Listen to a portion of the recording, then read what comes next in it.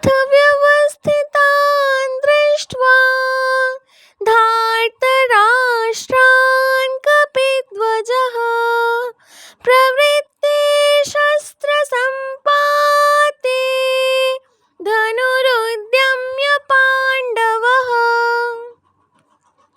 ऋषिकेशं तदा वाक्यम् इदमाह महीपते। अर्जुन उवाच सेनयोरुभयोर्मध्ये रथं स्थापयमेच्युत।